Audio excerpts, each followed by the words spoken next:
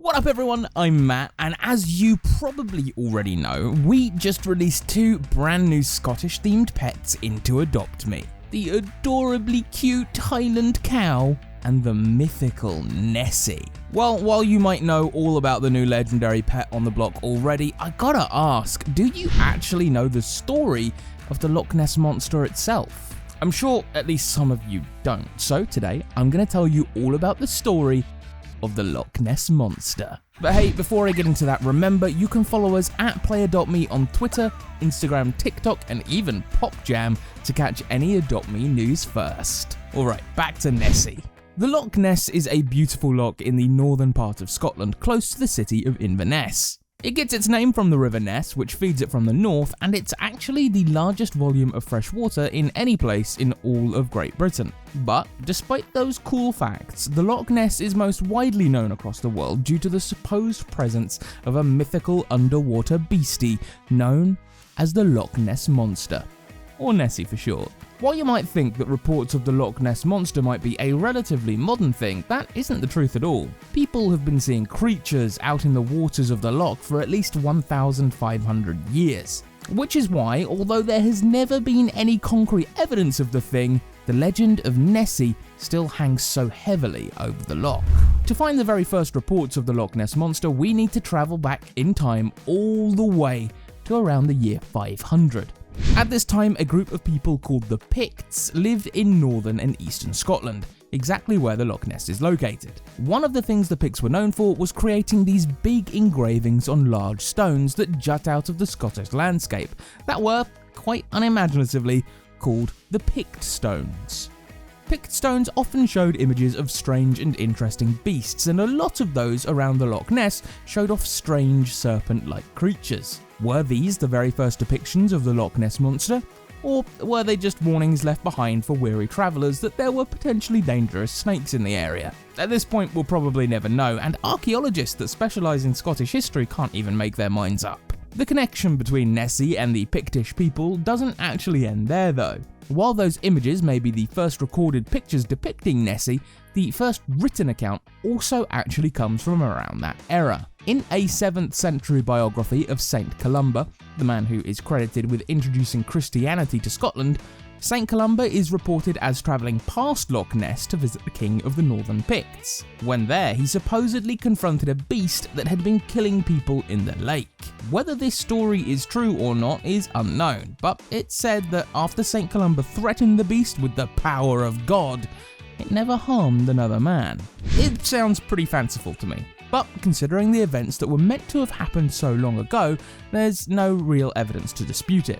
And it does seem to line up with those Pict carvings of giant serpents in the area. Of course, sightings and stories about the Loch Ness Monster don't just come from the depths of history. There's a lot of modern so-called sightings of Nessie as well, and they really started to increase after a new road was completed along the shores of Loch Ness in 1933. This new road gave drivers an incredibly clear view of the loch as they drove past its watery depths, and almost immediately the reports began to pour in. One couple said that they saw an enormous animal rolling and plunging on the surface of the loch as they were driving past on May 2nd of that year, and after that the Loch Ness became a total media phenomenon. It was like having a viral video long before viral videos ever existed. After that sighting, more and more people claimed that they too had seen the creature, which led to the London-based newspaper The Daily Mail to actually go out and hire a ridiculously named animal hunter called Marmaduke Wetherell to catch the beast. Mr. Marmaduke hunted the beast for a few days, and while he never found the creature itself, he did claim to find the footprints of a gigantic four-legged creature. This prompted the Daily Mail to post what might still be the most dramatic headline related to Nessie to date. Monster of Loch Ness is not legend, but a fact.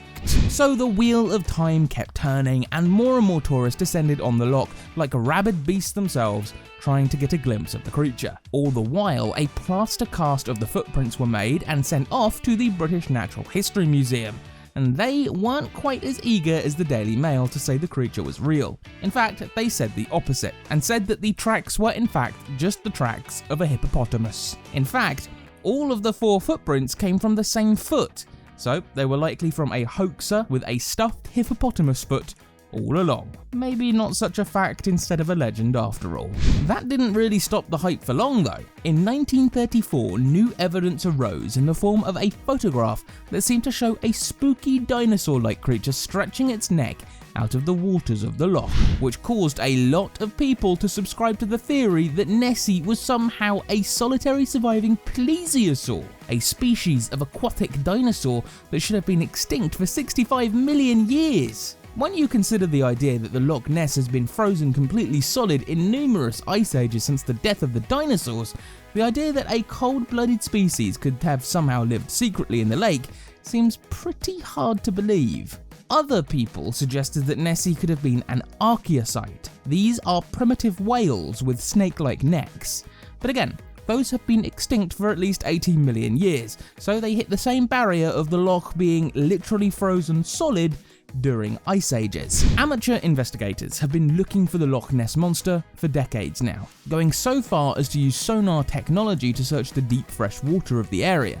These expeditions were incredibly interesting when they happened. The first in the 1960s revealed massive underwater objects moving around that they simply couldn't explain. In 1975, another one happened, but this time the sonar technology was paired with new underwater photography and appeared to even show the flipper of a giant underwater creature. Two more sonar expeditions happened in the 80s and the 90s, but none of those have ever been considered definitive proof that the creature exists. The most recent major study into the Loch Ness monster happened only a few years ago, when a team of scientists from the Otago University in New Zealand travelled to the Loch to conduct a DNA study of the area.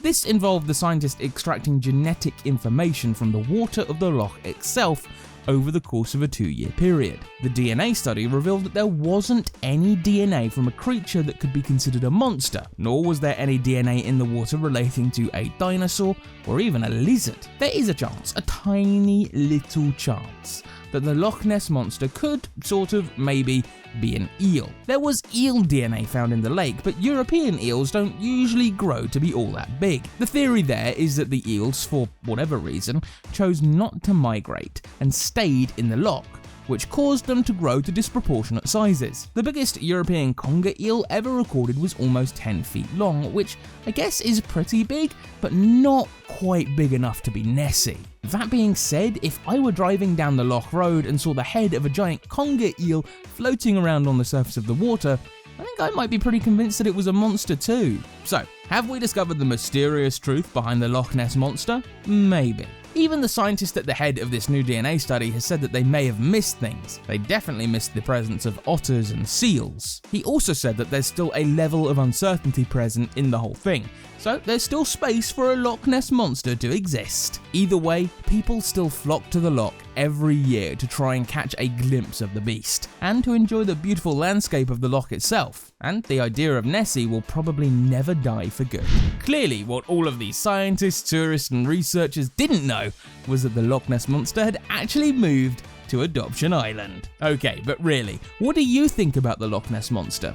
Real, or just a series of elaborate hoaxes that led to people believing in something that was never really there?